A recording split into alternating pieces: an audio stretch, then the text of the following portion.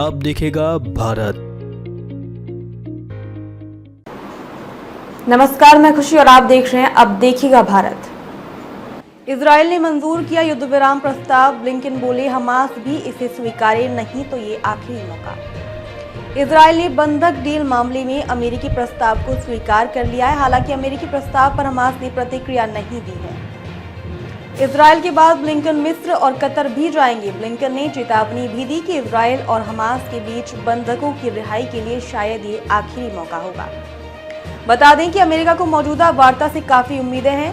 अमेरिकी विदेश मंत्री एंटनी ब्लिंकन ने सोमवार को इजराइल के प्रधानमंत्री बेंजामिन नेतन्याहू के साथ बैठक के बाद कहा कि इजराइल ने गाजा में युद्ध विराम और बंधकों की रिहाई में आ रही रुकावटों को दूर करने के प्रस्ताव को स्वीकार कर लिया है। उन्होंने हमास से भी ऐसा करने का आह्वान किया है।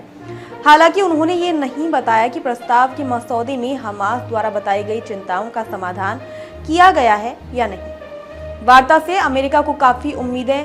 ब्लिंकन आगे की बातचीत के लिए मिस्र और कतर जाएंगे। तीनों मध्यस्थ गाजा में युद्ध को समाप्त करने की कोशिश में लगे हैं।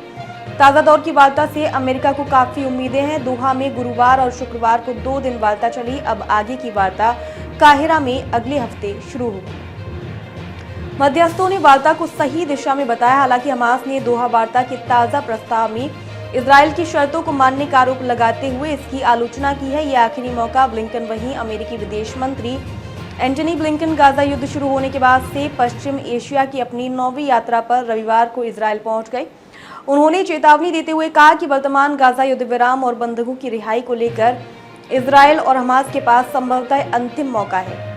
इजरायली राष्ट्रपति का बड़ा आरोप, गाजा युद्ध विराम वार्ता को उसके अंजाम तक पहुंचाने की कोशिश में अमेरिका लगा हुआ है। विदेश मंत्री ब्लिंकन मंगलवार को काहिरा रवाना हो जाएंगे। ब्लिंकन ने इजरायली राष्ट्रपति इसाक हर्जोग से भी मुलाकात की। हर्जोग ने ब्लिंकन से बातचीत की शुरुआत हमास पर यह आरोप लगाते हुए कि वह बंधकों की रिहाई में आनाकानी कर वार्ता को विफल बनाने की कोशिश कर रहा है।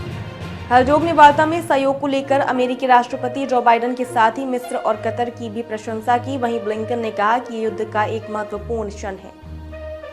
तेल अवीव में हमास ने किया विस्फोट, 1 की मौत। युद्ध विराम वार्ता के बीच इजराइल के तेल अवीव में रविवार रात एक शक्तिशाली बम विस्फोट में एक व्यक्ति की मौत हो गई जबकि एक घायल हो गया। इजराइल ने इसे आतंकी हमला बताया है। इस विस्फोट की जिम्मेदारी हमास और इस्लामिक जिहाद ने ली है। इजरायली पुलिस घटना की जांच कर रही है। इसी तरह इजरायली सेना ने कहा कि सोमवार को लेबनान की सीमा से सटे उत्तरी इजराइल में हुए हमले में उसके एक सैनिक की मौत हो गई और एक घायल है। अब तक के लिए बस इतना ही। फिर होगी आपसे मुलाकात ऐसी एक और खबर के साथ। तब तक के लिए नमस्कार और देखते रहिए अब देखेगा भारत।